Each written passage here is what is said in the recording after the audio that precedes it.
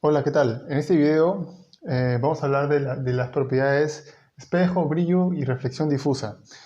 Acá nos estamos centrando un poquito más en la reflexión, pero no en el proceso en el cual la luz interactúa con los electrones de la pintura, sino nos vamos a enfocar en cómo la luz es reflejada. Una vez de que el electrón refleja la luz, cómo es esta reflejada. Y para ello, primero vamos a un poquito a enterarnos un poco de cómo la rugosidad, o qué tan suave, qué tan áspera, qué tan rugosa es la superficie de una pintura, va a influir en esto, ¿no? Eh, Primero que nada tenemos que entender de que la luz son ondas esféricas que emite el Sol, que son ondas que emite el Sol y que estas ondas son esféricas y que se desplazan a la velocidad de la luz hasta llegar a la Tierra.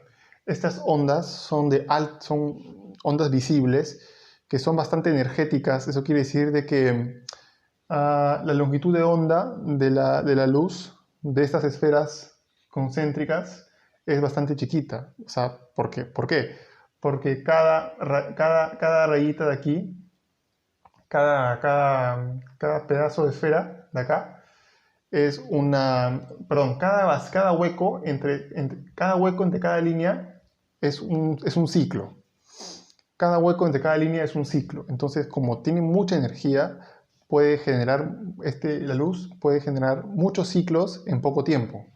Por eso es de que la longitud de onda de la luz visible tiene una longitud de onda relativamente pequeña. Entonces, ¿qué va a pasar? Que la superficie de nuestra pintura puede ser rugosa. Entonces, si es rugosa, la luz va a interactuar con esa superficie y como es bastante rugosa, quiere decir de que el tamaño entre el pico de una protuberancia hasta la fosa de una protuberancia es muy grande. Entonces, ¿qué es lo que va a pasar? De que la luz va a pasar esto de acá, de que la luz llega, interactúa con esta, pero la luz de esta de acá interactúa con la de acá, y como es tan grande esta profundidad, y es tan corta el tiempo en que las esferas de luz llegan, va a ocurrir una interferencia entre las dos esferas. Entonces, lo que pasa es que las ondas se demoran mucho en llegar. Las ondas que están acá normal, pero las ondas que llegan a la fosa se demoran un tiempo en llegar acá y demoran un tiempo en llegar acá. Y cuando la onda llega acá, ya estaba interfiriendo con la onda de atrás. Entonces va a generar una interferencia y eso va a hacer de que la luz se vaya en todas las direcciones. En cambio, entonces se podría estimar de que la longitud entre el pico y el fondo de una protuberancia de la rugosidad tiene que ser como un octavo de la longitud de onda de la luz visible. Entonces tiene que ser muy pequeño para que pase esto, ¿no? Para que la luz llegue, rebote y tenga el suficiente espacio de tiempo para que la luz que rebotó se aleje lo suficiente para que no interfiera con la luz que está entrando. Entonces, esto es lo primero, ¿no? La rugosidad. Y esto va a determinar cómo se va a comportar en cada una de estas. Por ejemplo, tenemos materiales espejo. ¿Qué es un material espejo? Pues es el espejo.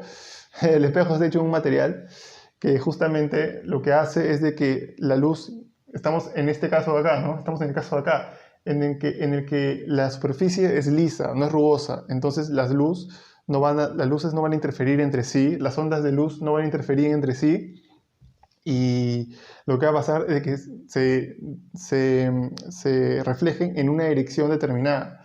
En este caso, por la ley general de la reflexión, se van a reflejar un ángulo igual a la perpendicular. Siempre va a ser igual. Y en estos materiales lo que va a ocurrir es de que nosotros vamos a poder ver figuras en esos materiales, como en el espejo. Vamos a poder ver figuras en esos materiales como en el espejo. Por ejemplo, ¿por qué? Porque si nosotros ponemos un ojo, si nuestro ojo, o sea, esto es como que microscópico, ¿no? Pero nuestro ojo, digamos que sea de este tamaño. Nuestra iris va a ver acá, luego va a ver acá y luego va a ver acá. Y se va a dar cuenta que va a existir un patrón entre estos tres. Entonces la figura que venía desde acá se va a mantener y vamos a poder ver objetos reflejados en las superficies de espejo. Y justamente gracias a esto, ¿no? De que hace que la luz se refleje de manera, con la misma tendencia a lo largo de la superficie. ¿Y por qué es que a veces vemos mucho brillo en el espejo? Vemos un espejo, por ejemplo, y la intensidad de la luz es muy grande, no podemos mirarlo mucho tiempo porque nos incomoda. Lo que ocurre es de que no todas las materiales que se comportan como espejo, no todos esos materiales reflejan toda la luz. Un material espejo, por más de que sea lo suficientemente liso para que la luz se refleje de manera especular, se dice, de manera en todas las direcciones se refleje en la misma dirección, siempre va a haber una luz, un pedazo de energía, un pedazo de onda que se adentre en el material. Entonces, como la suma de estas dos ondas tiene que ser igual a la suma que entra por la ley de la conservación de la energía, entonces esta luz va a ser menos intensa que como si no pasara eso. Ahora la pregunta es, ¿por qué es de que aquí, o sea, qué tienen estas moléculas que hace de que algunas ondas entren y que tienen estas moléculas que hacen de que ninguna onda entre y de que toda la energía se refleje? Pues eso lo vamos a ver acá. Y eso depende mucho del material, de qué moléculas conforman el material y cuál es la estructura del material. Por ejemplo, en un caso como este de aquí, en el caso del brillo, vamos a tener los metales. Por eso que los metales brillan. ¿Qué ocurre con los metales? Lo que ocurre es de que los metales son estructuras cristalinas, pero que tienen una particularidad, que los electrones de valencia no están anclados a el núcleo. Entonces los electrones se mueven como quieren. Los electrones no existe como un resorte que hace que haya una fuerza elástica entre el protón y el electrón, sino que el electrón se mueve como quiere, es como el agua, ¿no? El electrón fluye en los metales. Entonces, ¿qué va a pasar? De que cuando la luz llegue, el electrón no va a absorber la luz como si fuera un resorte que llega a la luz y el electrón se contrae y por la fuerza elástica del resorte la emite, absorbe, emite. No, sino que el electrón simplemente va a oscilar con la luz.